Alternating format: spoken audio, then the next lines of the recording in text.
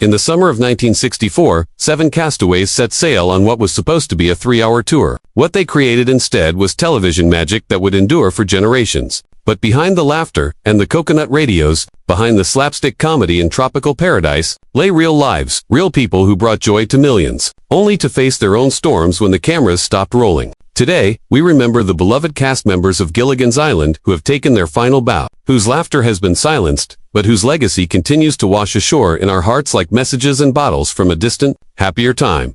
Hale Jr. wasn't just a skipper, he was the beating heart of Gilligan's Island. Born into Hollywood royalty as the son of character actor Hale Sr., young Alan grew up believing that entertainment was about more than just fame. It was about bringing families together around their television sets. Little did the world know that the man who portrayed such boundless energy and optimism was fighting a losing battle with his own body. Behind those twinkling eyes and that boisterous laugh lay a man who understood the weight of responsibility. Hale Jr. took his role as the skipper seriously, not just as a character, but as a father figure to an entire generation of viewers. He would spend hours perfecting the physical comedy, ensuring that every stumble, every exasperated expression, every protective gesture toward his little buddy, Gilligan, felt authentic and warm. But the cameras couldn't capture the chest pains that began plaguing him in his later years. The same heart that had pumped life into countless scenes, that had made children believe in loyalty and friendship, was slowly betraying him. On January 2, 1990, at the age of 68, Hale Jr. suffered a fatal heart attack in Los Angeles. The man who had spent his career being everyone's reliable captain had sailed into his final sunset.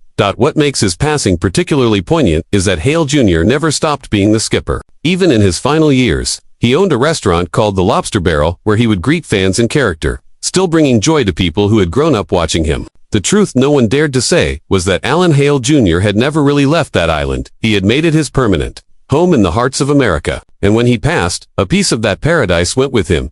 James Gilmore Backus was a man of 1,000 voices. But it was his portrayal of the pompous yet lovable millionaire Thurston Howell III that would define his legacy. Long before he ever set foot on that fictional island, Backus had already conquered Hollywood through his voice work as the nearsighted cartoon character Mr. Magoo. But little did audiences know that the man who brought such clarity to comedy would eventually lose his own vision and voice to a cruel twist of fate. Backus understood comedy in a way that few actors ever do. He didn't just play Thurston Howell III, he inhabited him completely, turning what could have been a one-dimensional caricature of wealth into a surprisingly endearing character. Behind the bluster and the lovey was Backus's genius's ability to make audiences laugh at privilege while somehow still caring about the privileged character. The tragedy that would later befall Jim Backus seemed almost cosmically cruel. Here was a man whose career was built on the precision of his voice, the sharpness of his wit, and the expressiveness of his face. Yet in his later years, Parkinson's disease began to steal these very gifts from him, piece by piece. The same hands that had gestured so elegantly as the millionaire began to shake uncontrollably. The voice that had brought Mr. Magoo to life began to fade to a whisper. On July 3, 1989,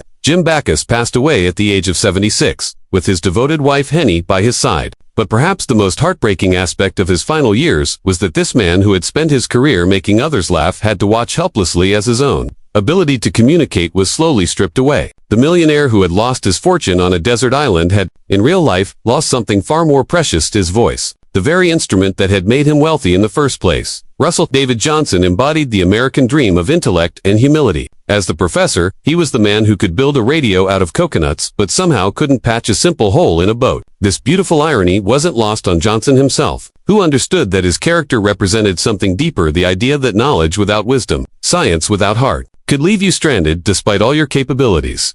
Before becoming television's most famous castaway scientist, Johnson had lived through real adventure and genuine heroism. During World War II, he served as a bombardier in the Pacific Theater, flying dangerous missions over Japanese-held territories. The young man who would later play a peaceful professor had once dropped bombs from the sky, had seen the real horrors of war, had watched friends disappear into the vast Pacific. These experiences gave Johnson a gravity, a depth that he brought to even the most comedic scenes on Gilligan's Island. What the audience never saw was how Johnson struggled with being typecast. Here was a serious actor, a man who had trained in classical theater, reduced to explaining pseudoscience with coconut props. Yet Johnson embraced the role with dignity, understanding that he was part of something special, something that brought families together and taught children that intelligence was something to be celebrated, not mocked.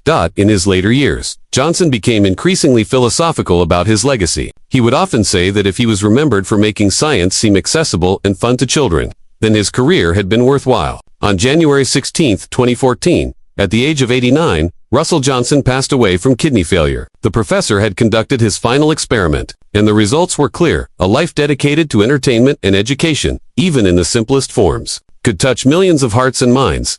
Tina Louise, the last survivor's burden note. As of scriptwriting, Tina Louise is still alive, so this section focuses on her perspective on loss among the 7 castaways. Tina Louise, as Ginger Grant, represented Hollywood glamour trapped in an impossible situation. But in real life, Louise would face a different kind of trap, being forever associated with the role she had mixed feelings about, while watching her fellow castaways pass away, one by one, leaving her as one of the final guardians of their collective memory. Louise had come to Gilligan's Island with serious dramatic aspirations. She was a trained actress who had studied method acting, who had appeared in prestigious films, who had dreamed of being the next great dramatic star. Instead, she found herself forever known as the movie star who couldn't act her way off a desert island. The irony wasn't lost on her, and for years, she struggled with the duality of gratitude and regret that defined her relationship with the show.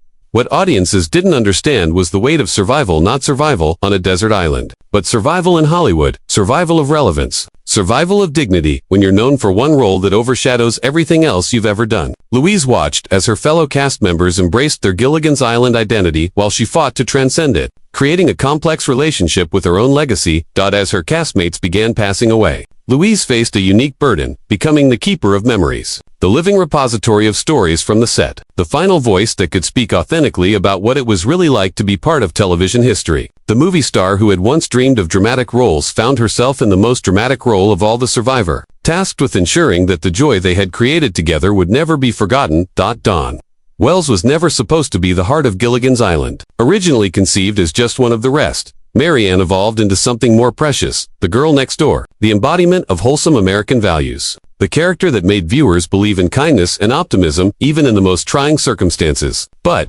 Wells herself would learn that real life doesn't always offer the same happy endings that television provides. Wells brought an authenticity to Mary Ann that couldn't be manufactured. Born in Nevada and raised with small-town values, she understood the character in her bones. Mary Ann's optimism wasn't an act for Wells, it was a reflection of her own worldview. Her genuine belief that people were basically good and that problems could be solved with hard work and a positive attitude. What made Wells' later struggles so heartbreaking was how they contrasted with the character she had immortalized. Mary Ann was competent, responsible, always had everything under control. But Dawn Wells faced financial difficulties, legal troubles, and health issues that seemed to mock the very stability her character represented. The woman who had played the most grounded character on the island found herself, in real life, adrift in ways that Mary Ann never was. On December 30, 2020, Dawn Wells passed away from COVID-19 complications at the age of 82.